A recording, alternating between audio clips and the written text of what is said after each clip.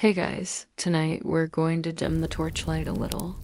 You might want to grab a blanket, maybe some chamomile tea, definitely not anything stronger, and prepare for a slow walk through one of the strangest corners of medieval life. Because if you've ever thought modern medicine can feel a little cold or confusing, just be glad you weren't born in the 14th century. Back then, a doctor might hand you a cup of urine and tell you to drink it. Or he might grind up a chunk of dried human flesh and slip it into your wine. And no, this wasn't a horror story. This was the recommended treatment. People actually paid for it. The wealthy collected it, and the desperate begged for it. Welcome to the world of medieval medicine, where desperation made the human body both the patient and the pharmacy. Now, before we start gagging, let's remember that none of this seemed especially bizarre at the time. If you were a medieval peasant coughing up blood or a nobleman with a festering wound, you didn't have antibiotics. You didn't have painkillers. You barely had soap. And when the choice was either to die miserably or to sip a goblet of healing mummy powder, well, people leaned toward the goblet. Because why not double down on the misery? So let's float gently into this world of remedies and rituals, not rushing, just drifting. Tonight we're starting with urine. Yes, medieval, Europe's favorite multi-purpose fluid. Urine, the golden cure urine, was everywhere in medieval medicine. It was diagnostic, therapeutic, and, for some unlucky souls, dietary. Doctors believed urine contained clues to the inner workings of the body, which technically is true. They just didn't quite know what those clues meant. A medieval physician might swirl a flask of your urine in the light, sniff it thoughtfully, and declare whether your liver was too hot, your spleen too cold, or your blood dangerously moist. And yes, those were all medical categories. Because in the grand theory of humors, the dominant medical model inherited from the Greeks, your health depended on a delicate balance of four fluids: blood, phlegm, yellow bile, and black bile. If you were sick, one of them was acting out. So how to fix it? Well, sometimes by drinking more of the same. Urine therapy was surprisingly popular. The idea was that since urine came from your body, it carried the essence of your health, and recycling it might restore balance. Think of it as medieval circular logic with a splash of lemon. Rich nobles sometimes paid extra for the urine of young, healthy boys because, obviously, a child's urine was thought to be pure. There are actual records of kings and aristocrats sipping the stuff for longevity. And monks? They were surprisingly into it too. Not only drinking it, but using it as mouthwash. Because apparently mint wasn't cutting it, but urine wasn't only for sipping. It was a topical cure. Doctors recommended washing wounds with it. Housewives bleached laundry with it. And alchemists used it in experiments, hoping to distill gold from liquid gold. Spoiler, it didn't work. But that didn't stop centuries of people from trying. So if you ever feel modern detox fads are a little much, kale smoothies, juice cleanses, activated charcoal, just remember our ancestors were literally chugging urine and calling it medicine. Perspective can be comforting. Corpse medicine, the mummy trade, now that we've gently waded through urine. Let's drift into something a little darker. Corpse medicine. Yes, eating the dead. It all started with mummies. Actual dried out bodies pulled from Egyptian tombs. By the late Middle Ages, Europeans became obsessed with them. Merchants ground them up into powder, shipped them across the Mediterranean, and sold them as mumia. Apothecaries stocked jars of it like aspirin.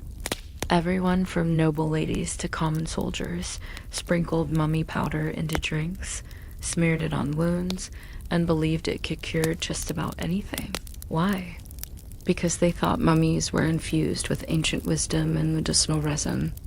Egyptian embalmers used spices and bitumen in the process. So by the time a body was wrapped and entombed, it was basically a resin-soaked raisin. Europeans looked at that and thought, perfect for a headache. This trade got so out of hand that by the 16th century, tomb robbers were practically on payroll, digging up corpses to supply the European pharmacy shelves. And if a real Egyptian mummy wasn't available, merchants got creative. They dried out recently dead criminals, coated them in bitumen, and sold them as authentic. Fake mummies were everywhere. Imagine paying extra for what you thought was a 2,000-year-old pharaoh, and it's just Bob from last Tuesday, but mummies weren't just powdered. They were eaten whole. Small slices were sometimes carved off and served to the wealthy as a tonic. Royal courts dined on dried human flesh the way some people take vitamins today. King Francis I of France was said to carry powdered mummy on his travels, sprinkling it into his wine as casually as adding sugar. Because nothing says refinement like sipping Bordeaux with a pinch of corpse. And if you think that was peak weirdness, let's remember, this wasn't fringe. It was mainstream. Shakespeare mentions it. Physicians prescribed it. Parents gave it to children. Eating the dead was considered medicine, not madness. Blood, fat, and other delicacies, of course. Why stop at mummies? If one part of the body could be medicine, why not others? Blood, for example, was believed to carry life force. So people drank it. Fresh, warm blood from a healthy person was considered especially potent. In some cities, executions became medical supply events. Crowds would gather, not just to watch a beheading, but to dip cups into the spurting fountain. A quick gulp of warm criminal blood was thought to cure epilepsy, which is one way to turn a public execution into a health spa. And then there was fat. Human fat, carefully collected from corpses, especially those who died violently. Apothecaries rendered it like lard and sold it in little jars. People rubbed it on wounds, smeared it on arthritis, and sometimes cooked with it. Recipes survive for ointment of the thief's fat. Spoils of the gallows turned into medieval ointment. Skulls were another hot item. Powdered skull was believed to help with head ailments. Because obviously, cures like, if your head hurt, eat someone else's head. A neat little loop of medieval logic. Ground skull mixed with chocolate was still being recommended as late as the 17th century. Because corpse cocoa must have really hit the spot. So when we think about medieval diets, it wasn't all bread, beer, and salted pork. Sometimes it was also skull smoothies. And somehow people lived long enough to keep recommending it. Why this made sense, sort of, now. At this point, it's easy to laugh. But let's float gently back into their mindset. For medieval people, the body wasn't just a biological machine. It was a microcosm of the universe. Everything had meaning. The stars, the humors, the fluids, the bones, all were connected. If the body had power in life, why not in death? If the blood carried vitality, then surely drinking it could restore yours. If a mummy had resisted decay for centuries, surely it could help you resist illness. This was medicine wrapped in symbolism and hope and in sheer desperation. And honestly, they weren't entirely wrong. Some remedies may have worked, not for the reasons they thought, but because embalming resins had antimicrobial properties. Urine is actually sterile when fresh, and it can clean wounds. Even powdered bone contains minerals. So it wasn't total nonsense. Just 90% nonsense, a sleepy transition, so we've wandered through urine flasks, mummy jars, and execution day smoothies. And somehow, people thought this was all perfectly normal. Kings sipped powdered corpses like fine wine. Monks rinsed their mouths with pee before prayers. Apothecaries stocked skull powder like Tylenol. And no one batted an eye. In a way, it's comforting. Because if you've ever felt embarrassed about following a weird health trend, kale chips, kombucha, or that one time you tried celery juice for a week, just remember, you're in good company. Our ancestors did far worse, let's drift onward then. Next, we'll sink deeper into the world of medieval cures that sound like they were invented by someone half asleep after a bad dream. Remedies involving toads, worms, and a generous helping of superstition. Because when human corpses weren't on the menu, there was always something crawling in the garden. So we've already swallowed a little corpse dust and washed it down with a nice golden vintage of urine, which means we're well prepared for what comes next. Because if you didn't want to eat people in the Middle Ages, don't worry. You had options. Nature's pantry was always open. And by pantry, I mean toads, snakes, worms, bees, and whatever else happened to be slimy, buzzing, or crawling nearby. Again, this wasn't just random medieval grossness. There was a logic to it, a sleepy kind of, well, it sort of makes sense logic. If a creature had a certain quality, maybe that quality could transfer to you. This was called the doctrine of signatures, a fancy phrase for if it looks like it might help, it probably does. So toads were moist and cold, which made them useful for hot fevers. Worms could wriggle out of the earth, so they might help you wriggle out of pain. And bees? Bees stung, which obviously meant they had power. The body was like a spell book. And animals were little potion ingredients crawling around just waiting to be collected. Let's stroll through a few of the highlights slowly because we don't need to rush through a jar of worms. Toad therapy. The amphibian prescription toads were basically the medieval version of an over-the-counter remedy. You had a problem? Someone somewhere had a toad-based solution. For boils and swellings, one recommendation was to roast a toad, grind it into powder, and sprinkle it on the wound. Very appetizing. For fevers, doctors suggested tying a live toad in a little bag and wearing it around your neck. Supposedly, the toad would absorb the illness like a damp little sponge. Imagine walking around with a croaking necklace and hoping no one noticed. And then there were toothaches. A classic. One cure involved putting a dried toad in your mouth, not swallowing it, just holding it between your teeth until the pain went away. Which, let's be honest, was probably just a clever distraction. Who's thinking about their toothache when they've got a crusty amphibian in their mouth? Even real households used these tricks. Toad amulets were a thing. Polished little stones carved to look like toads, sometimes made from actual toad bones. They were supposed to protect against poisoning. So yes, kings literally carried dead toad jewelry as bodyguards. Medieval fashion at its peak, worms and leeches. Slimy but popular if you think modern spa treatments are weird. Let's talk about worms. Earthworms specifically. They were considered excellent for reducing inflammation. A common remedy was to chop them up, mix them with pig fat, and smear the paste on sore joints. Which sounds more like medieval guacamole than medicine. Worm wine was another option. Soak worms in alcohol, strain it, and drink. People swore by it for fevers. The logic? Worms lived underground and could survive harsh conditions, so maybe they carried resilience. Leeches, of course, were the celebrities of the slimy medicine world. Everyone knows about bloodletting, but it wasn't just for draining bad humors. Leeches were prescribed for headaches, skin diseases, and even melancholy, which basically meant depression. Feeling sad? Put a few bloodsuckers on your face. Instant cure. Leeches were such a big business that monks raised them in monastery ponds. Imagine walking past a peaceful cloister garden only to see a monk cheerfully collecting jars of squirming leeches like they were strawberries. That was someone's full-time job. And yes, it paid bees and honey. Sweet but stingy now, let's buzz over to bees. If worms were the guacamole of medieval medicine, bees were the honey glaze. Honey was beloved.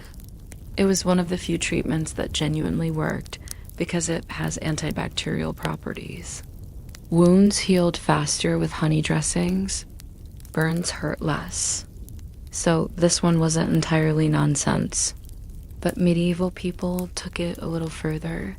Some believed bee stings could cure arthritis. The swelling and pain from the sting were supposed to chase away the deeper pain in your joints, which is like fixing a paper cut by setting your hand on fire. But hey, people swore it worked. Beeswax, too, became a cure-all.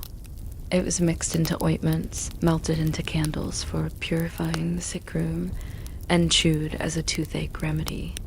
Bees were tiny pharmacists buzzing around medieval Europe, and people couldn't get enough of them. Snakes and reptiles, slithery solutions, of course. If frogs, worms, and bees weren't doing the trick, you could always upgrade to snakes. Snakes had powerful symbolic weight. They shed their skin, which looked like rebirth. Perfect for healing. Snake broth was prescribed for skin diseases. Grind up the meat, boil it down, drink the soup. Yummy. Snake fat was rubbed on arthritis. And snake skin, dried and powdered, was mixed into drinks for fevers. Basically, every part of the snake could be turned into something medicinal. Sometimes the living snake itself was part of the ritual. People tied snake skins around their waist as belts, hoping for protection. Or they hung them over doorways to keep away plague. A reptilian security system, the snake's reputation lasted well beyond the Middle Ages. Apothecaries in the Renaissance kept jars of pickled vipers right next to the mummy powder. A nice little combo pack of the exotic and the disgusting. Insects. Crawling cures now. It wouldn't be a medieval pharmacy without bugs. Because apparently, if it crawled, you could cure something with it. Spider webs, for example, were recommended for wounds. Doctors believed they stopped bleeding. In reality, they probably just got stuck and made a mess, but people swore by them. Some even thought spiders themselves were good luck against fever, provided you wore them in a little pouch around your neck. Nothing says romance like gifting someone a necklace full of live spiders.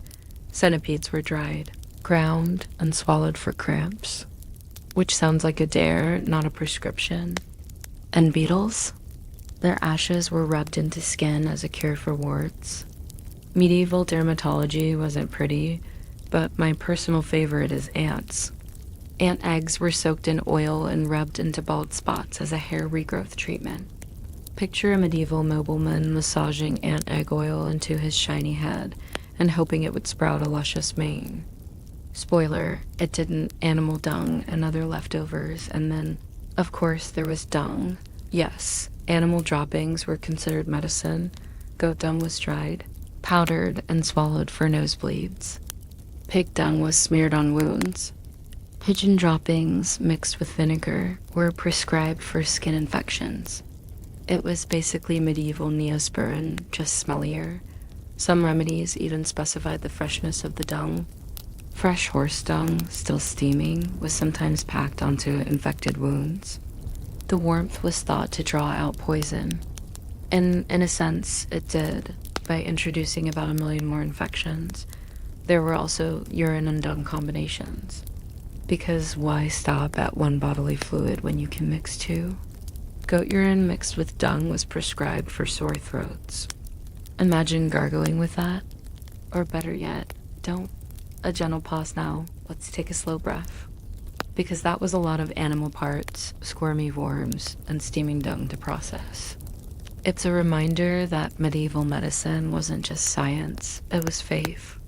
Folklore and a little bit of we're desperate, so let's try everything. And honestly, when you think about it, some of this still lingers today. Not the dung poultices, thankfully, but the belief that nature holds secret cures. We still drink herbal teas for digestion. We still believe honey helps colds. We even still use leeches in microsurgery to improve blood flow. So, in a very slow, roundabout way, the medievals weren't completely off track, just extremely committed to the grossest version of the idea.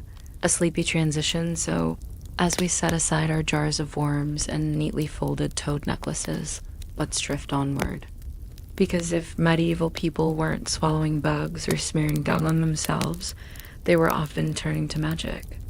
Not the wand-waving kind, but charms, prayers, and rituals. Medicine with a sprinkle of superstition. And that's where we'll head next. Into the realm where saints, charms, and astrological charts did as much healing as any leech. So far, we've sipped urine, nibbled mummies, and smeared ourselves with worm paste, which means we've earned a little break. Let's step out of the sticky medieval apothecary and wander into something gentler, or at least less slimy. Because medicine in the Middle Ages wasn't just about what you could swallow, smear, or bleed. It was also about what you could chant, pray, or hang around your neck. This was the magical side of healing. Half folklore, half faith, all taken very seriously. When a fever burned too hot or a wound refused to close, sometimes you didn't need a jar of dung. You needed a saint's blessing, a special charm, or a favorable horoscope. And in a world where germs weren't even a concept, the stars and saints felt just as rational as leeches and bloodletting dot, so let's float slowly into this softer corner. Less muck, more mysticism, the power of words. Healing charms, one of the simplest remedies in medieval medicine was a charm. Not a shiny trinket you bought at a market, but a phrase. A whispered word. A string of sounds meant to push sickness away. Some charms were Christian prayers, the Lord's Prayer repeated 3 times while touching the wound. Others were more like magical incantations, mixing Latin, Greek, and nonsense syllables until they sounded mysterious enough to feel powerful.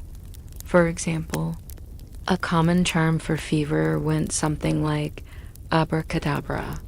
Yes, that actual word. People wrote it in a triangle shape on parchment, wore it around their neck, and believed the fever would shrink away as the word itself shrank.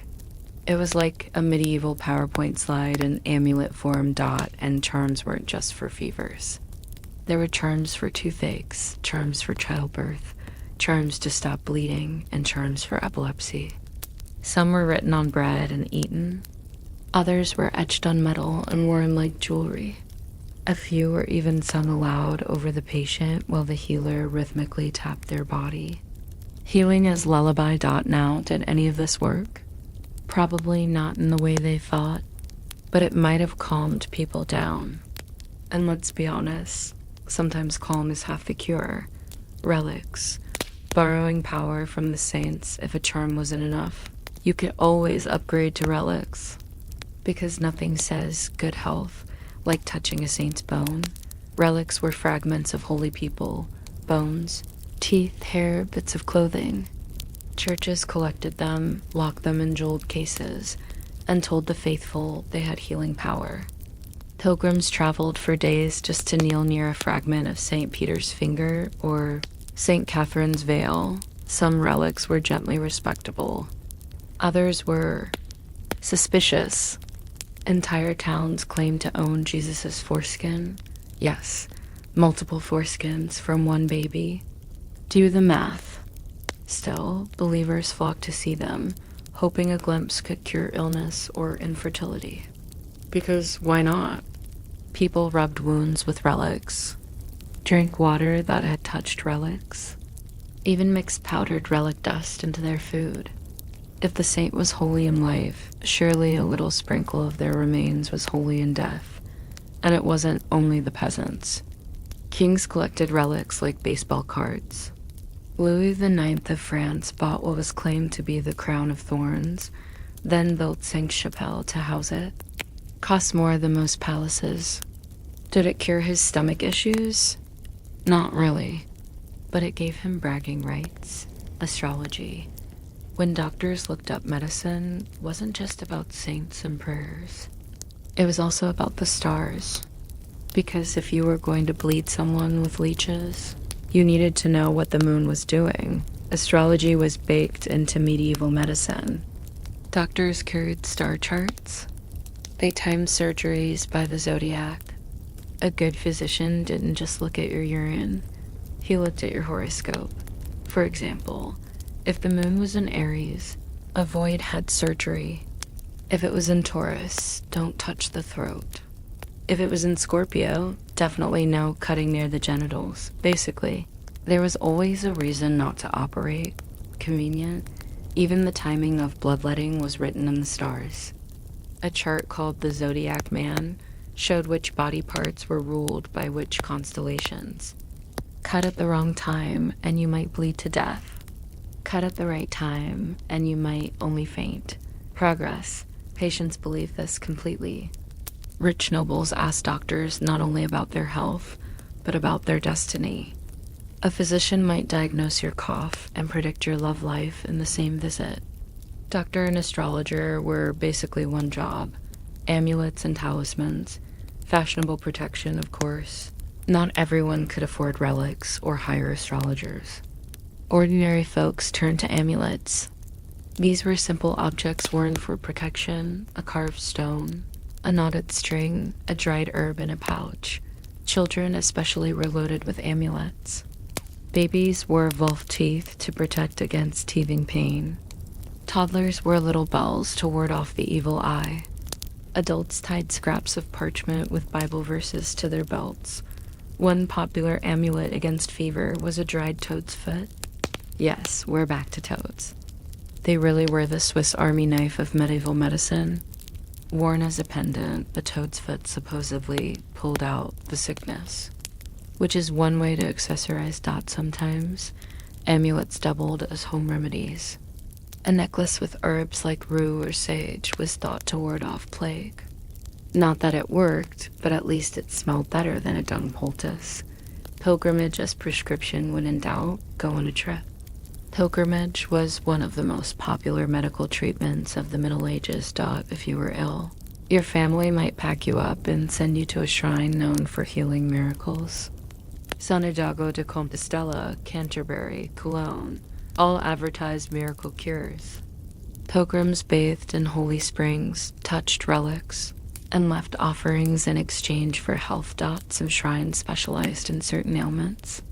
One saint was good for blindness, another for paralysis, another for childbirth. It was basically medieval Yelp, with saints as 5-star specialists. Even if the saint didn't cure you, the journey itself might help. Fresh air, exercise, a break from your daily life, not bad medicine, actually. Of course, it also might kill you on the way. But that was a risk people were willing to take. The blurred line between magic and medicine now. The interesting part here is how blurred the line was. We might think of religion and medicine as separate categories, but in the Middle Ages, they were the same toolkit. If you bled a patient, you prayed over them. If you mixed herbs, you timed it by the stars. If you touched a relic, you still might swallow a little mummy powder later. Doctors themselves didn't see a conflict. Healing was about balancing the humors, sure, but it was also about appeasing God, keeping demons at bay, and making sure Mercury wasn't in retrograde. They were equal parts physician, priest, and part-time magician. And honestly, when you think about it, we haven't fully let that go. People still wear crystals, still check horoscopes, still go on wellness retreats for healing energy. The medievals just had saints and relics instead of yoga mats and essential oils. A gentle pause, so let's take another slow breath. We've drifted through charms whispered at the bedside, relics locked in jeweled boxes, and horoscopes used to time your next bloodletting. Compared to dung poultices and skull smoothies, this all feels almost wholesome. Almost, because of course, even the magical side of medicine could turn grotesque. Relics sparked fraud. Amulets could be made of body parts, and charms sometimes included instructions like, swallow this scrap of parchment, which means yes, people literally ate prayers. Fiber content unknown. Still, it's easy to see why all of this mattered. If you were sick in the Middle Ages, you didn't just want a doctor. You wanted hope. And charms, saints, and stars gave you that. A sleepy transition, so, as we leave the pilgrims at their shrines and the astrologers squinting at their star charts, Let's drift onward to our next stop, because there's one more corner of medieval medicine we haven't explored yet: the household cures. The little recipes scribbled in family notebooks. The remedies passed from grandmother to mother to daughter, and those could be every bit as strange as anything sold in an apothecary. Bread poultices, mouse stew, cabbage compresses, all the cozy kitchen table cures that somehow manage to be both comforting and horrifying at the same time. That's where we'll float next. We've wandered through urine goblets, mummy jars, and amulets strung with toad bones. But now, let's step into the medieval home itself, because not everyone could afford an apothecary's shelf of mummy powder or hire a doctor with his prize star charts. Most people, peasants, townsfolk, even middling nobles, relied on the same place they got their food: the kitchen. Household medicine was the backbone of medieval healing. Recipes scribbled in family books, whispered from grandmother to daughter, or just improvised with whatever you had in the garden, the pantry, or crawling in the cellar.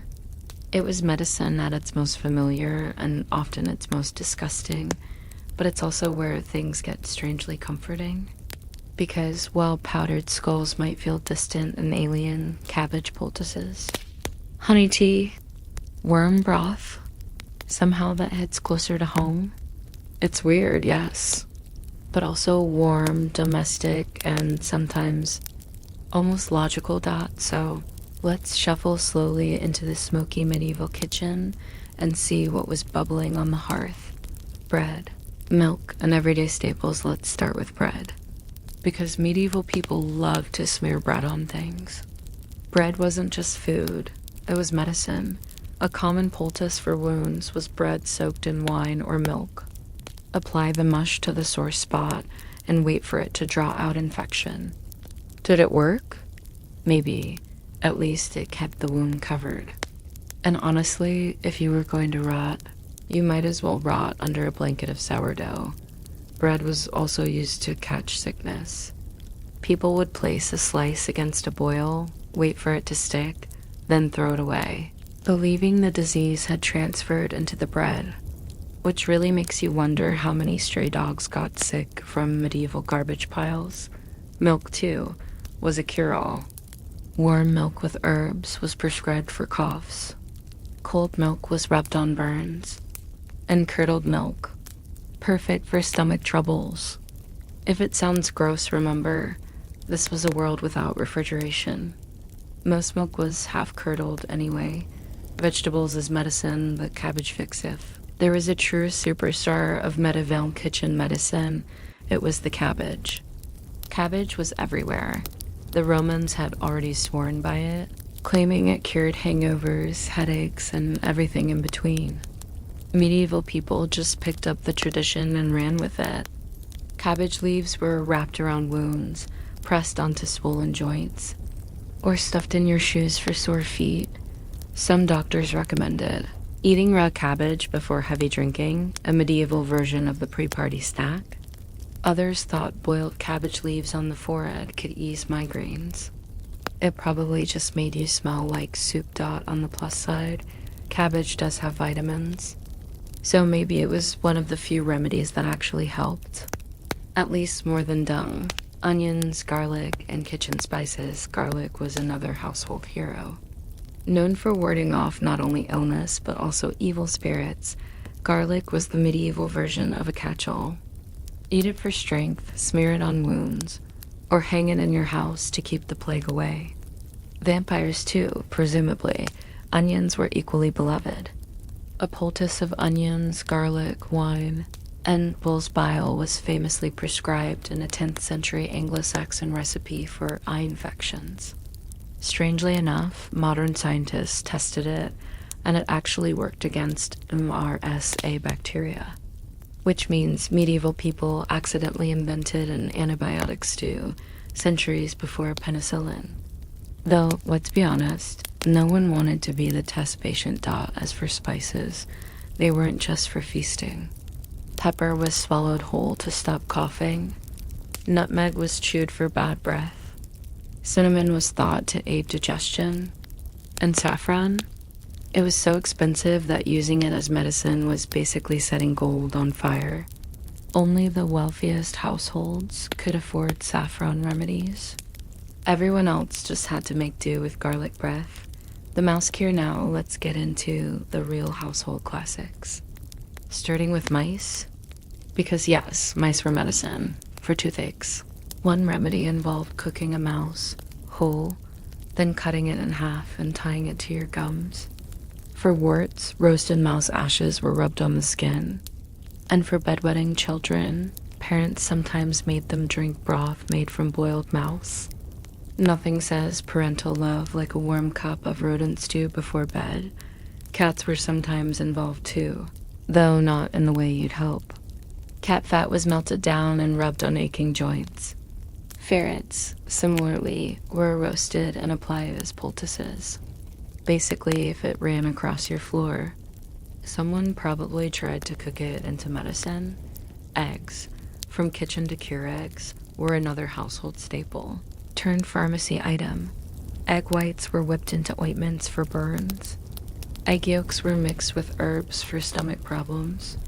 And crushed eggshells were swallowed for kidney stones, because the shell was thought to strengthen your own shell, meaning your bladder. Medieval logic in action. A particularly charming cure for eye problems was to crack an egg, blow out the contents, and fill the shell with salt and herbs. The patient then wore it around their neck until the eye healed. Nothing like accessorizing with a hollow, stinky eggshell pendant. Wine and ale. Liquid prescriptions, of course. No medieval household was without alcohol. And alcohol, naturally, was medicine. Wine was the base for countless remedies. Warm wine for coughs. Spiced wine for digestion. Wine mixed with herbs for fevers. If you didn't like the taste of your potion, just add more wine. Problem solved. Ale was equally popular. Sometimes it was used to wash down powders and pills. Other times, it was considered the cure itself. Ale-washed bread was recommended for stomach aches, which basically means eat soggy beer bread, and when plague came knocking, the prescription was sometimes just drink more wine. Honestly, not the worst advice, considering the alternatives. Animal bits in the kitchen beyond mice and cats. The medieval kitchen doubled as an animal apothecary. Chicken broth wasn't just comfort food. It was prescribed for colds. Sound familiar? Apparently some things never change. Though sometimes the chicken cure was more direct. Tie a live chicken to your armpit if you had the plague. The bird was supposed to draw out the illness through your skin. The chicken usually died. You usually did too, but at least you had company. Dog saliva was rubbed on wounds. Pig's blood was drunk for strength. Cow dung poultices were slapped on infections. And sheep wool soaked in hot fat was wrapped around sore throats. Basically, if it lived on the farm, it could end up in the medicine chest. The cozy and the horrifying. And here's the thing, these household cures could feel oddly cozy. A grandmother stirring herbs into warm milk. A mother wrapping cabbage leaves around her child's swollen ankle. A father pouring wine over bread to ease a fever. But they were also horrifying. The same kitchen that gave you dinner also gave you roasted mouse broth and dumb compresses. Comfort and disgust lived side by side, simmering in the same pot. And for medieval people, this wasn't strange at all. It was just life. Medicine wasn't separate from food. The pantry was the pharmacy. If you were sick, you didn't call for a prescription. You asked what was in the cupboard. Pajonal pause, so let's pause for a moment. We've stood in the smoky kitchen, surrounded by jars of honey, bundles of garlic, and maybe a few unlucky mice roasting by the fire. And we've seen how ordinary life was also medicine. Food as cure. Cure as food. Compared to mummy powder or relic dust. This all feels a little more grounded. Still disgusting, sure, but less exotic. You didn't need to rob a tomb or buy a saint's toenail. You just needed bread, cabbage, and maybe a spare rodent. A sleepy transition, so let's drift onward once more. Because while kitchens offered cures for everyday aches, there was one set of remedies reserved for the worst of the worst, the plague. The Black Death, the disease that terrified Europe for centuries. And when plague hit, people pulled out their wildest, strangest, and most desperate cures yet. Some involved fire and smoke. Some involved herbs and charms. And some were so bizarre they make mouse broth look downright reasonable. That's where we'll float next. Into the world of plague cures. We can't really talk about disgusting medieval medicine without walking straight into the shadow of the Black Death. The plague was the medical nightmare of the Middle Ages, the dark backdrop to everything else. It swept through Europe in the 14th century, killing millions, and then refused to stay away, popping up again and again for centuries. Doctors didn't know what caused it. Germs weren't even on the table as an idea. Instead, people blamed bad air, angry stars, or honestly, whoever looked suspicious. And when you don't know the cause, your cures get creative. So let's dim the torchlight and shuffle slowly into the plague ward. Because here, medicine became equal parts terrifying, heartbreaking, and absurd. The smell theory, perfume as protection. The leading theory at the time was miasma, the belief that plague spread through foul, poisoned air. If you could smell it, you could catch it. Logical in a way, since plague really did stink. But it also meant that perfume became medicine. People carried pomanders, little metal balls stuffed with spices, herbs, or ambergris. Doctors recommended filling the air with sweet smells to counteract the deadly ones. If you were rich, that meant burning expensive incense or carrying fresh roses. If you were poor, you might settle for onion smoke. Some people even stuffed their clothing with fragrant herbs. Lavender sprigs in your sleeves, rosemary in your shoes. You'd end up smelling like a walking kitchen garden, which, honestly, wasn't the worst outcome in a time when most people didn't bathe much. Bonfires and street smoke, if smells could protect you. Then the whole town needed deodorizing. Cities organized bonfires in the streets, not to burn corpses, though sometimes that happened too, but to cleanse the air. Barrels of tar were lit. Herbs were thrown onto flames, and neighborhoods filled with thick smoke. The idea was to fumigate the streets like a giant outdoor incense burner. Did it help? Not against plague, but it probably did keep away a few rats. Inside homes, families burned juniper berries, dried rosemary, or even old shoes. Yes, the smell of smoldering leather was considered protective. Nothing like sitting by the fire while your dad tosses his boots in for health reasons. The Doctor and the Beak. This is where we meet the most famous medieval medical outfit, the plague doctor's costume. Long coat, gloves, staff, and most importantly, the mask with a long bird-like beak. Inside that beak, herbs, spices, and vinegar-soaked cloth. The idea was to filter out the deadly air before it reached your lungs. So plague doctors walked around looking like giant crows, stuffed with potpourri. The staff wasn't just for walking, it was for poking patients from a distance, so you didn't have to touch them directly, which tells you everything you need to know about the level of confidence. Doctors had in their own cures. The vinegar fix. Speaking of vinegar, it was one of the most popular plague remedies.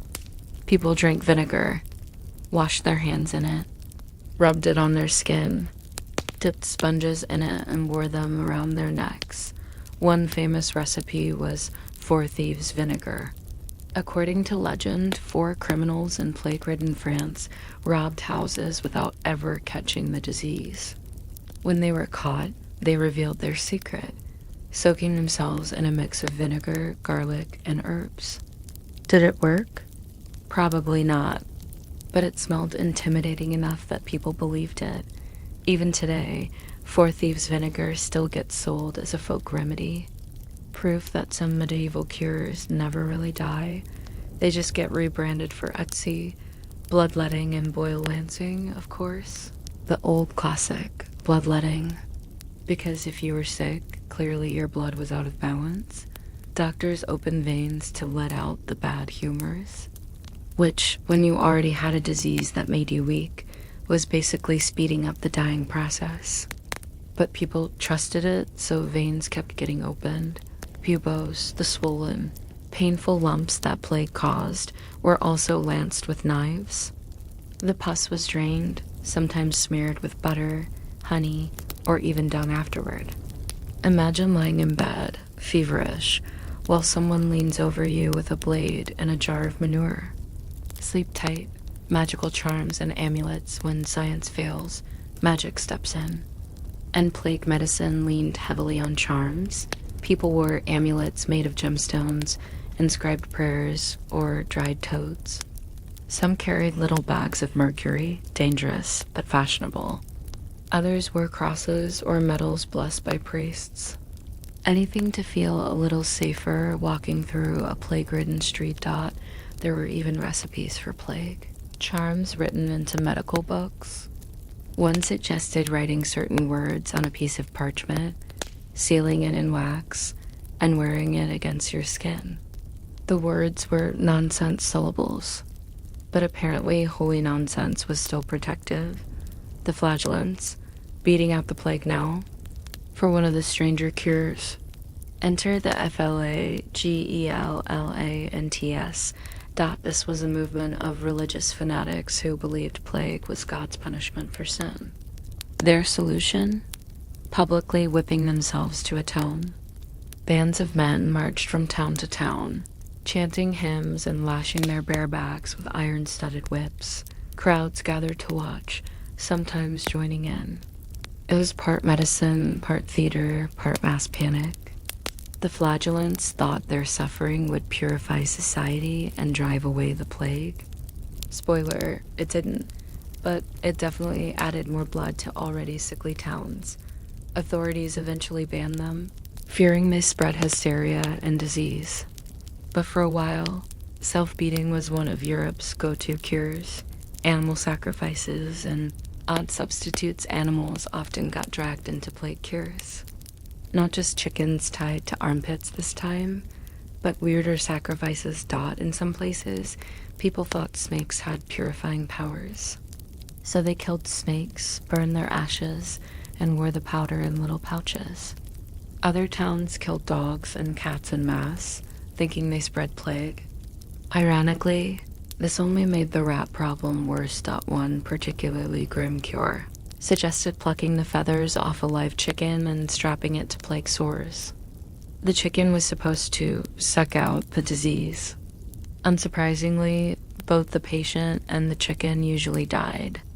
But people kept trying, because hope is stubborn. Quarantine and the first public health, not all plague cures were completely off the rails. Some were surprisingly smart. Quarantine, for example, actually helped. The city of Venice introduced a 40-day waiting period for ships, hence the word quarantina, or 40. If no one died after that, the ship could dock. Did it stop plague entirely?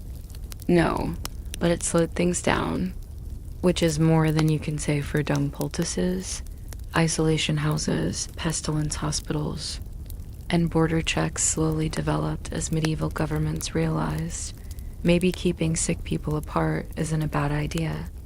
It was the start of public health, born out of pure desperation. The emotional toll, of course. For every official quarantine, there were countless families just trying to cope. Imagine sitting in your one-room cottage, your neighbor dead next door, your children coughing. You had no idea what caused it, only that death was everywhere. So you lit herbs. You rubbed vinegar on your skin. You tied a chicken to your armpit.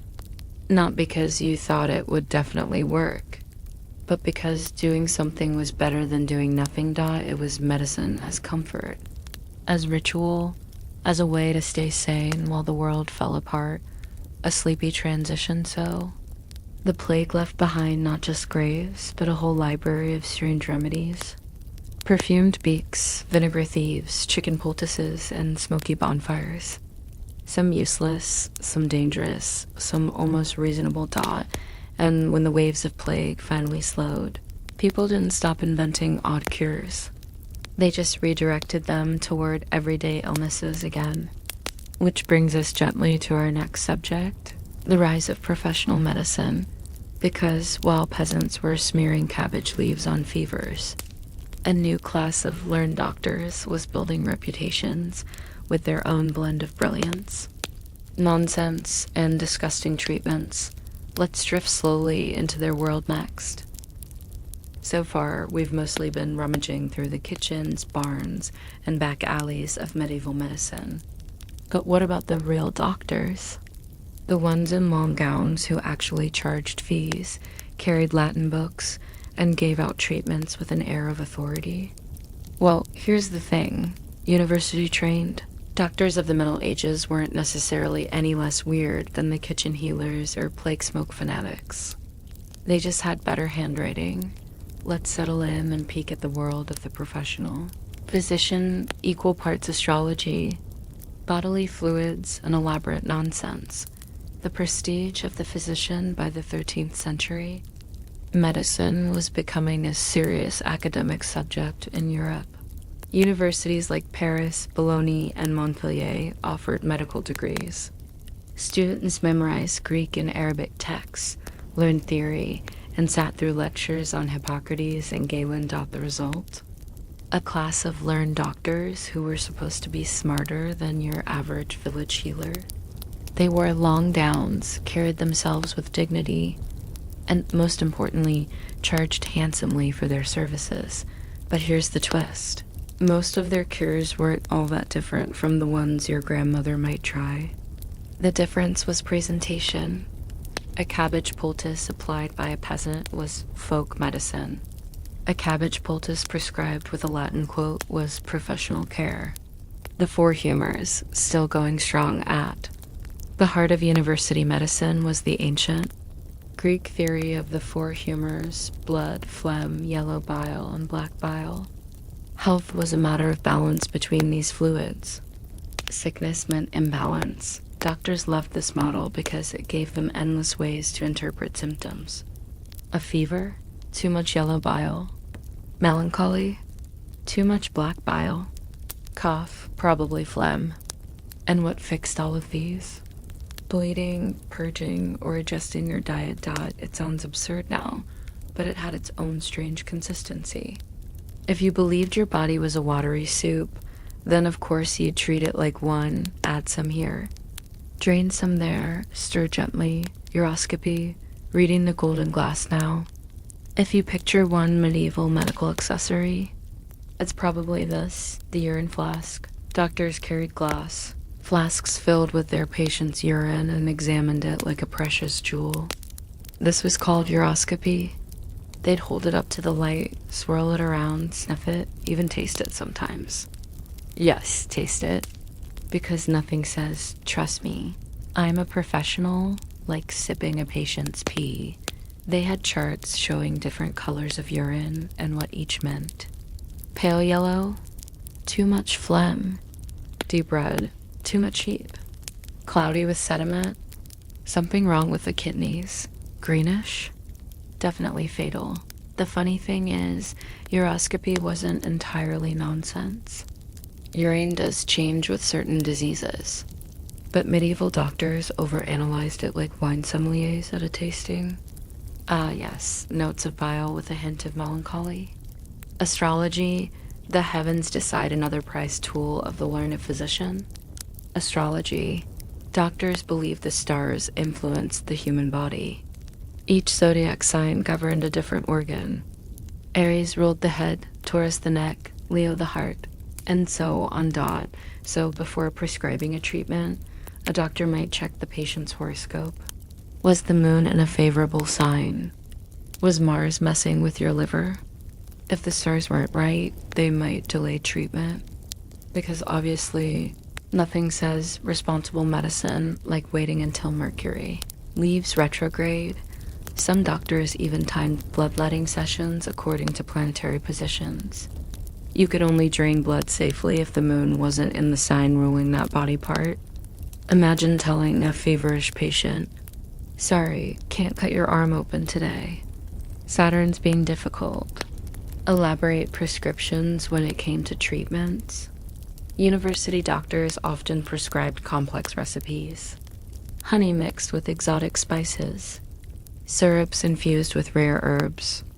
Pastes made from pearls, coral, or ground up gemstones. The exotic ingredients weren't just for show. Doctors believed rarity meant potency.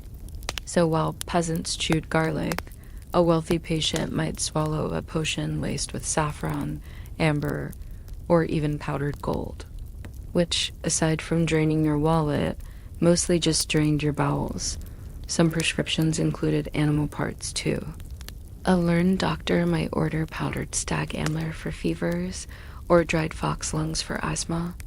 It sounded fancy in Latin, but it wasn't much different from peasant remedies with mice and cabbages. Just more expensive. The pageantry of diagnosis, half the power of the professional physician was in the performance. They would arrive at a patient's house in long robes, sit with grave seriousness, and begin a detailed examination. This often meant checking the pulse, a technique borrowed from Arabic medicine, inspecting the urine flask, and asking endless questions about diet, dreams, and emotions. The doctor then delivered a solemn judgment, sprinkled with classical references. Even if the cure was basically drink warm milk with honey, the ritual made it feel authoritative. It was medicine as theater, and in a world of uncertainty, theater was valuable. Surgery and barber surgeons know. Here's the catch. University doctors didn't usually do surgery. That was considered manual labor, beneath the dignity of a scholar.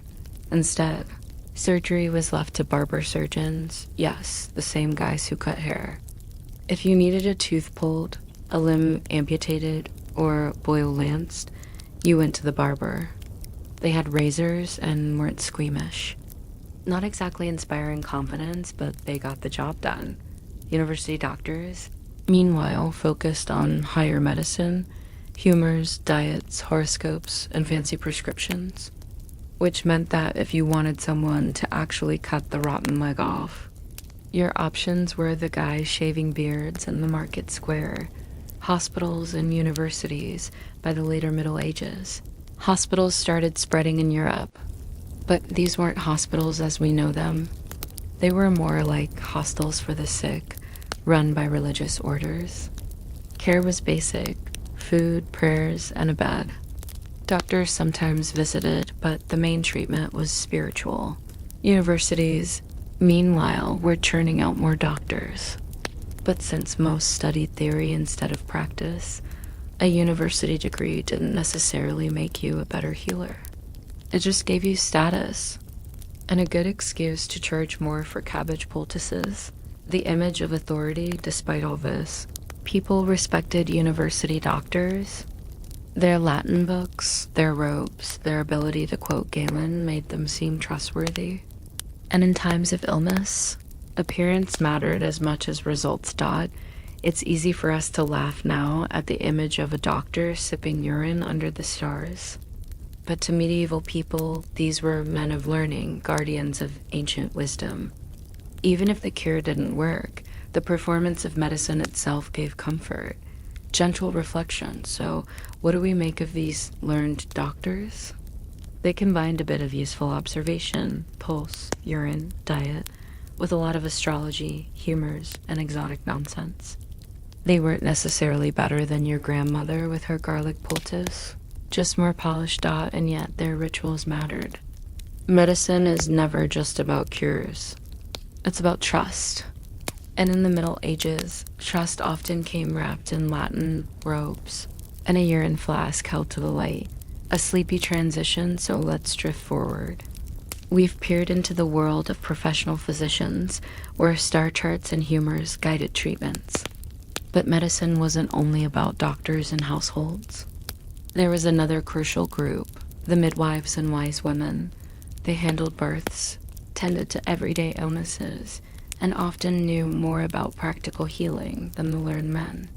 But they also lived under suspicion, sometimes accused of witchcraft when things went wrong. That's where we'll float next, into the quieter, hidden world of women's medicine. Not everyone in the Middle Ages had the money or the patience to summon a robed physician with his star charts and gemstone powders. Most ordinary people turned instead to the women of their community. Midwives, herbalists, and so-called wise women were the real backbone of everyday medicine. These women didn't have university degrees, but they had something more practical: experience. They learned by doing, by passing knowledge from one generation to the next, and by relying on plants, prayers, and sheer stubborn resourcefulness. But here's the catch: while they were valued in their communities, they also lived under suspicion. The same skills that made them indispensable could also get them branded as witches, because nothing says, "Thank you for delivering my baby," like accusing someone of consorting with the devil god, so let's settle in and take a gentle wander through their world, a world of herbs, childbirth, whispered charms, and the occasional trial by fire. The midwife's role, let's start with midwives. In an age without hospitals, midwives were essential. They handled births at home, sometimes in cramped cottages, sometimes in noble chambers, but always under pressure. Midwives knew how to turn a breech baby, cut an umbilical cord, or ease pain with herbs. They had no sterile instruments, no anesthesia, and very little margin for error. Childbirth was dangerous for both mother and child. A skilled midwife could mean the difference between life and death. But midwives didn't just deliver babies. They were also called for women's health issues, menstrual troubles, infertility, or nursing problems. They were the closest thing many women had to a trusted doctor. And in a society where male physicians often wouldn't examine women directly, midwives filled a crucial gap. Herbal knowledge-wise women, and often midwives too, built their reputations on herbs. They knew which plants soothed pain, which stopped bleeding, which might bring on a late period. Their gardens and cupboards were their pharmacies. Some common remedies: chamomile for calming nerves and easing digestion, mint for stomach troubles, fennel to increase milk production, pennyroyal as an abortifacient, though risky and often deadly if misused. Herbal remedies weren't just folk knowledge. They had real effects. But without precise dosages, treatments could swing from helpful to harmful fast, and since herbs grew everywhere, they blurred the line between medicine and magic. A sprig of rosemary could be a seasoning, a cure, or a charm against evil, depending on how you used it. Charms and whispered words, alongside herbs. Wise women often used charms and prayers. A poultice of garlic might be accompanied by a whispered blessing. A fever remedy could involve both a drink of willow bark and a ritual phrase taught to us. But sounds like superstition layered on top of medicine.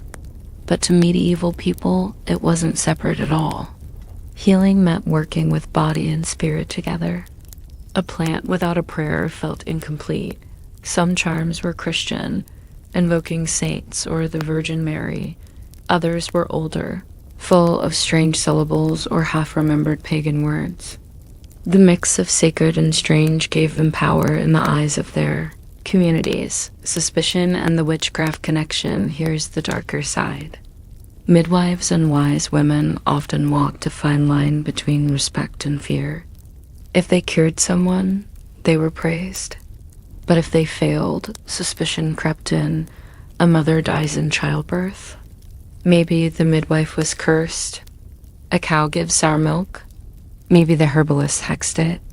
In times of crisis, the line between healer and witch blurred quickly. By the late Middle Ages, this suspicion hardened.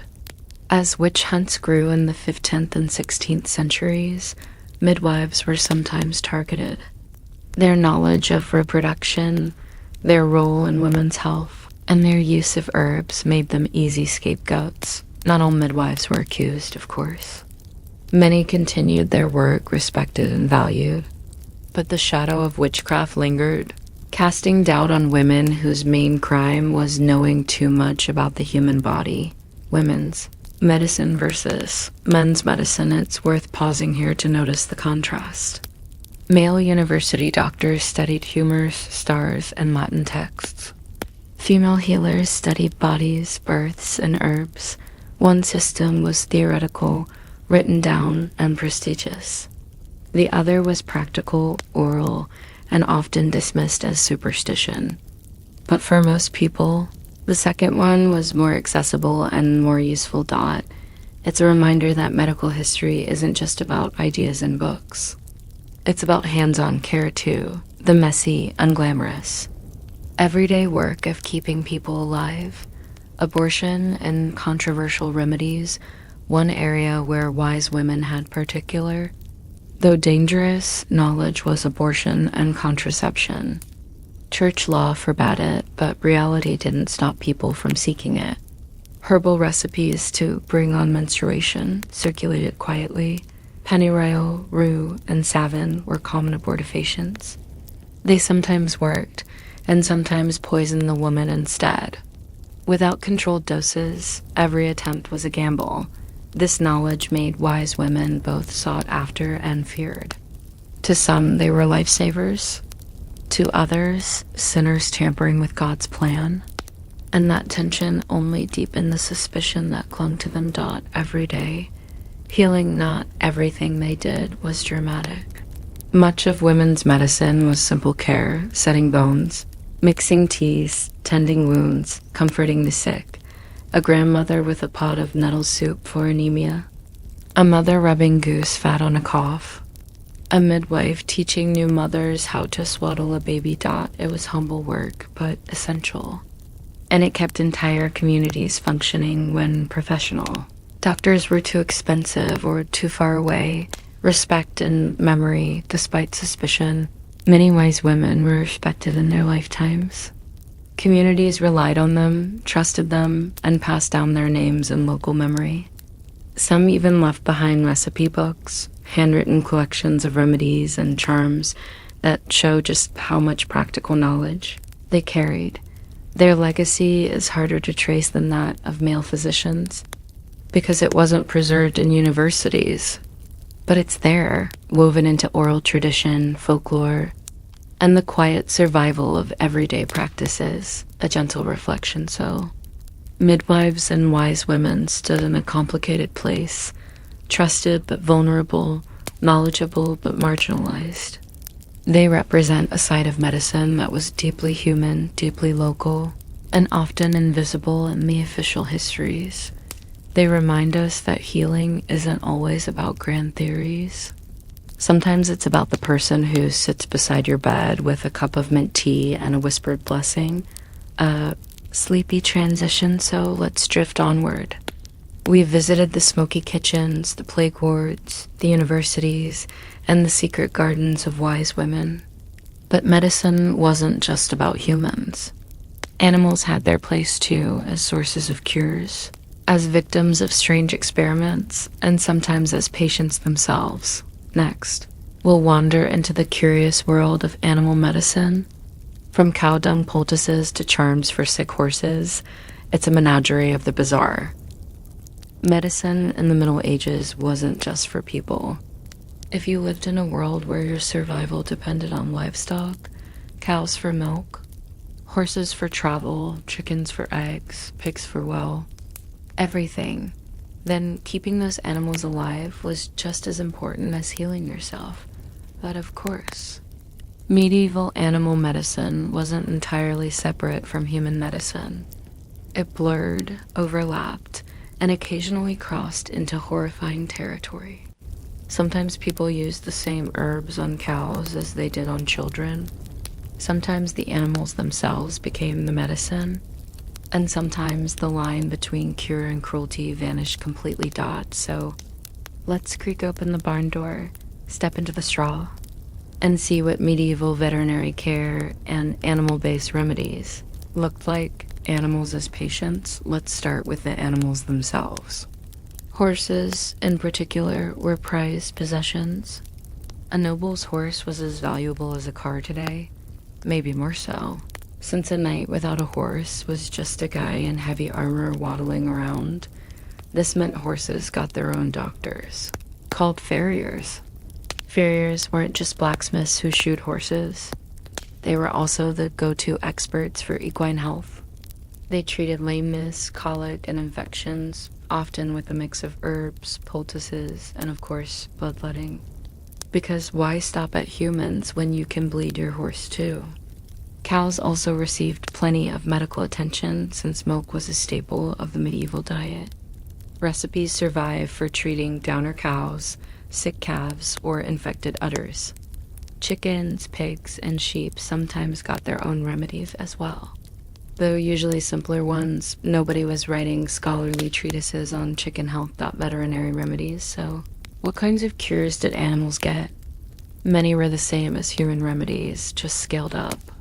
Herbal poultices. Horses with sore legs might get cabbage leaves or herbs tied on, just like humans. Smoke treatments. Farmers burned herbs or dung in barns to purify the air for their animals. It made the place smell worse, but hey, at least it felt proactive. Drenches. Sick cows or horses were sometimes forced to swallow mixtures of wine, vinegar, and herbs. Basically, the animal version of take your medicine. Then there were the stranger ones, like stuffing garlic up a cow's nose for lung problems, or feeding pigs a mash of beer and ashes for fevers, or rubbing a chicken with salt and burying it alive under the threshold of a barn to protect the rest of the flock. Medieval solutions were rarely gentle. Horses and astrology, believe it or not, astrology extended to animal care too. Some farriers checked the stars before bleeding a horse. If the moon was in the wrong sign, you might kill the animal instead of curing it. Horse manuals sometimes included entire zodiac charts for veterinary practice. Because clearly, Mars being cranky in Capricorn could ruin your Mari's digestion. It's a reminder of how astrology wasn't just a human obsession. It shaped every corner of medieval life. Even the stables, animal blood and organs as medicine now. Let's cross into the darker overlap. Using animals as medicine for humans. Blood was a popular ingredient. Drinking fresh animal blood was thought to give strength. Sometimes patients were given warm chicken blood or pig's blood for anemia. Goose blood was recommended for certain fevers. Organs had their place too. Fox lungs were dried and powdered for asthma. Hare's gall was rubbed on eyes for blindness. Wolf liver was eaten to ward off seizures. Basically, if an animal had a body part, someone thought it matched a human problem. It was the medical version of you are what you eat. Dung and other lovely substances, and then, of course, there was dung duck. Cow dung poultices were smeared on wounds to draw out infection. Pig dung was recommended for sore throats. Goat droppings were dried and powdered for internal illnesses. Yes, people willingly smeared and swallowed animal poop in the name of medicine. And they did it for centuries. On the bright side, at least cow dung is warm when fresh, so maybe it had some soothing placebo effect. Animal fat and Sab's animal fat was another staple. Rendered goose fat, pig fat, or bear grease, if you could get it, were mixed with herbs to make ointments. They were rubbed on joints, spread over chests for coughs, or slathered on wounds. Cat fat, in particular, had a reputation as a cure for arthritis. People literally killed cats, rendered their fat, and rubbed it on sore knees, which feels like the worst trade deal in history. One dead cat for one greasy knee. Magic, and animal parts beyond. The purely medical, animals also played roles in magical protection. A horse's hoof nailed above a barn door could ward off disease. A dried toad worn in a pouch might protect you from plague. Rabbits' feet were considered lucky long before they were novelty keychains. Sometimes whole animals were used in rituals. A sick cow might be walked in a circle 3 times while prayers were said. A dog might be made to lick a wound. In a world without clear lines between medicine and magic, These acts all blurred together. Animal suffering and human desperation, it's worth pausing here. Many of these practices sound cruel to us. Chickens buried alive, cats rendered for fat, animals forced to swallow bizarre concoctions. But in the medieval mindset, animals were resources. They were valued, yes, but also expendable in the pursuit of human survival, and desperation drove much of it. If your child was sick and someone told you fox lungs might help, you'd probably try it. If your herd was dying and burying a chicken under the barn might save them, why not? In a world with few reliable cures, almost any experiment seemed worth it. Veterinary manuals by the later Middle Ages, whole books were written on animal medicine. Horse manuals in particular became popular, filled with recipes, astrological charts, and diagrams. Some even copied directly from human medical texts, just swapping man for horse. It was the start of veterinary medicine as its own field, still steeped in humors, astrology, and dumb poultices, but at least recognizing that animals deserve their own attention, a gentle reflection. So animals in medieval medicine had a double role.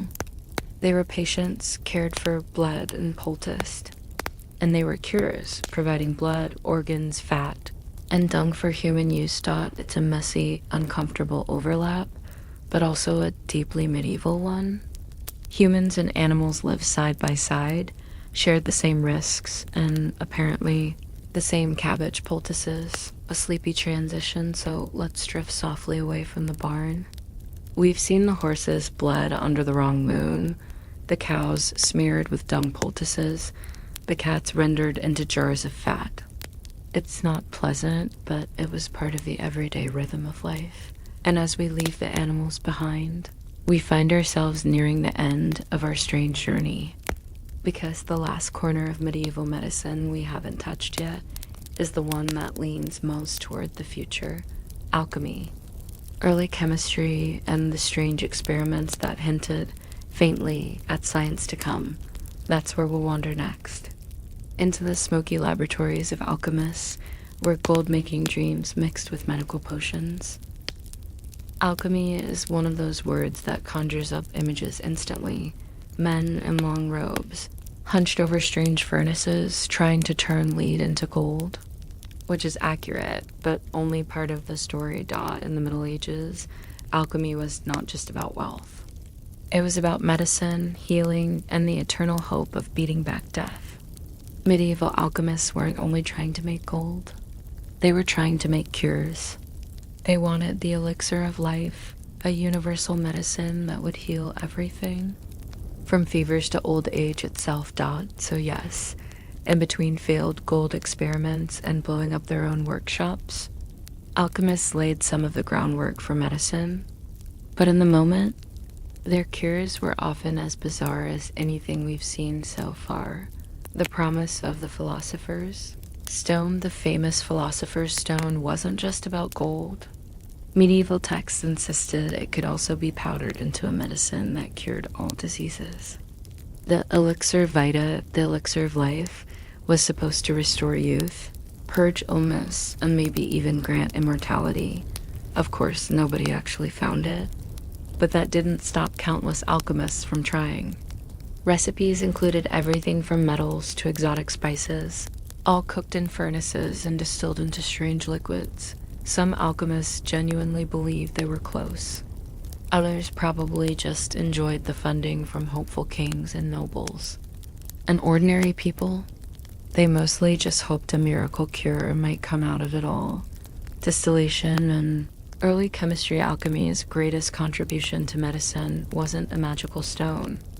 It was distillation. By tinkering with alembics and flasks, alchemists figured out how to extract oils, essences, and spirits from plants and minerals. This led to stronger medicines and also, conveniently, stronger alcohol. Rosewater, essential oils, concentrated herbal tinctures. These all came from alchemical experiments.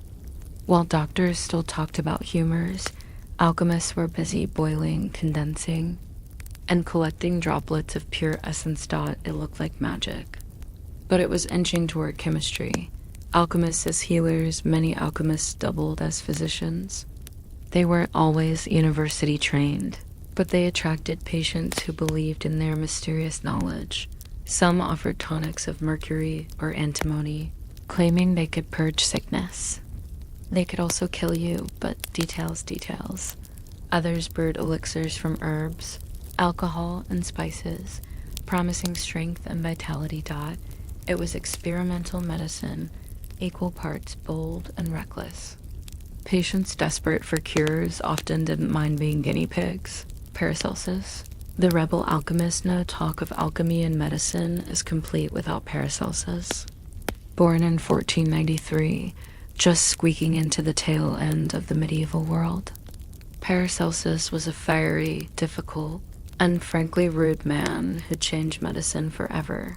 He despised the old medical authorities like Galen and Avicenna. He thought humors were nonsense. Instead, he believed diseases came from outside agents, poisons in effect, and the way to fight them was with other poisons, carefully measured. Paracelsus used minerals, chemicals, and metals in his cures. Mercury for syphilis, arsenic for infections, antimony for digestive troubles. Most of these were toxic, but he argued that the dose made the difference between poison and cure. A radical idea for the time, and one that eventually became modern toxicology. He also had a habit of publicly burning old medical books to prove his disdain. Subtlety was not his strong point. Mercury and syphilis. Let's pause on mercury. Because it was the poster child of alchemical medicine, syphilis exploded in Europe around 1495, and doctors were desperate. Mercury became the go-to cure. It was smeared on skin, inhaled as vapor, and rubbed into gums. The slogan was, "A night in the arms of Venus leads to a lifetime on Mercury." It sometimes helped symptoms, but at a terrible cost. Mercury poisoning, rotting teeth, trembling, and eventually death. Still, it was better than nothing, or at least, people thought so. Alchemy and popular belief, for ordinary people, alchemy was mysterious and a little magical. Kings hired alchemists, monasteries dabbled in it, and traveling healers sold alchemical potions. Some of these were basic herbal drinks dressed up with fancy language. Others were dangerous chemical brews. All of them fed into the sense that alchemy might, just maybe, hold a miracle cure. And of course, stories spread of alchemists who supposedly lived for centuries thanks to their secret elixirs. None of these stories were true, but they added to the dream. The borderline with magic alchemy never fully separated from magic. Its symbols, cryptic recipes, and strange rituals made it feel occult. Some church authorities worried about it. Others tolerated it as long as it seemed practical in practice. Alchemy blended science, mysticism, and medicine. A healing potion might involve both distilling herbs and muttering prayers. A protective amulet could be inscribed with alchemical symbols and filled with powdered minerals. For patients, it didn't really matter. If it looked like it might work, it was worth a try. Failures and accidents alchemy was also dangerous work. Laboratories exploded. Toxic fumes filled cramped rooms. Some alchemists went blind from mercury or arsenic. Others accidentally poisoned their patients or themselves, but failure rarely discouraged them. Each explosion or illness was framed as a lesson. After all, discovering how not to make gold was still progress. Apparently, toward modern medicine, despite the bizarre cures and dangerous experiments, alchemy nudged medicine forward. It encouraged observation, experiment, and the idea that substances could be purified, measured, and used in controlled doses. It wasn't a straight road. For every insight, there were 10 disasters.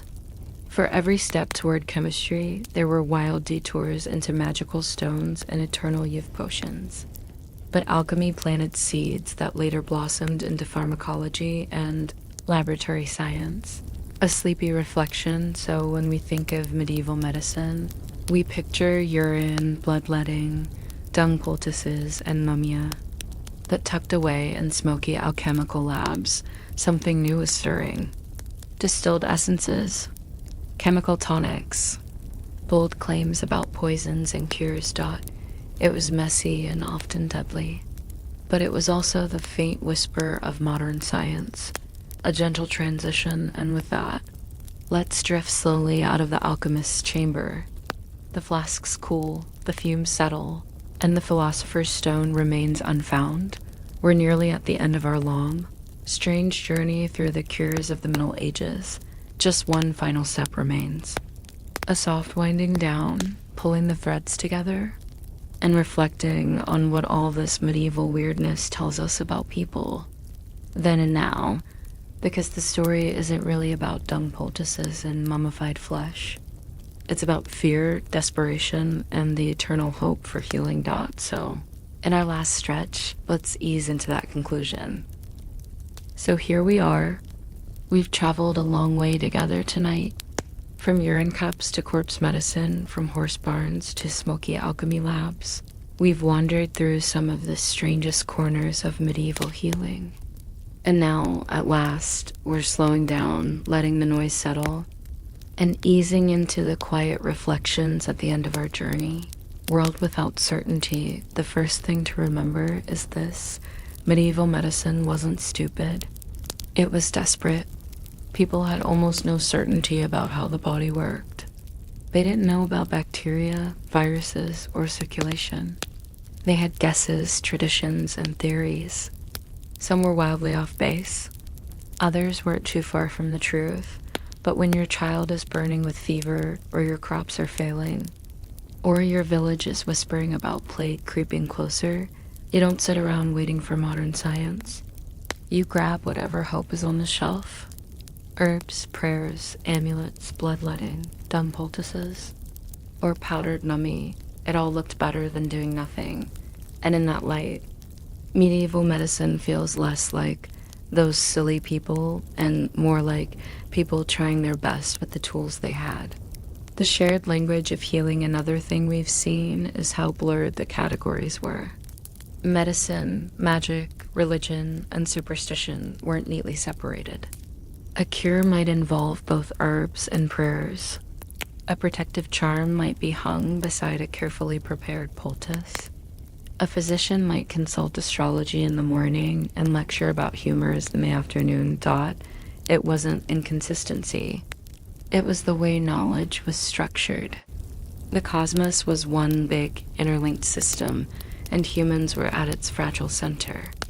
Healing meant keeping balance with everything: the stars, the humors, the spirits, the plants, the animals. In a way, it was holistic.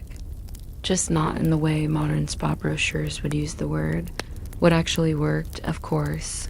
A lot of medieval cures were useless, some were harmful, and a few were absolutely revolting.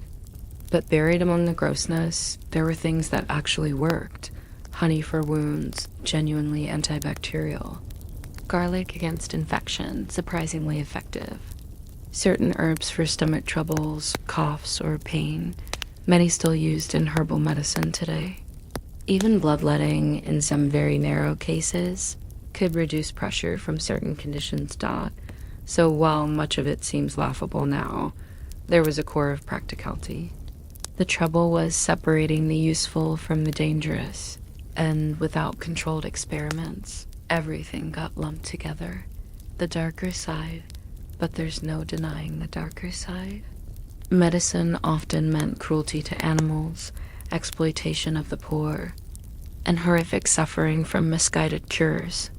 Drinking mercury, rubbing on dung, eating corpses, none of these helped. And many caused more harm than the original illness. It's a sobering reminder that desperation can make people accept anything.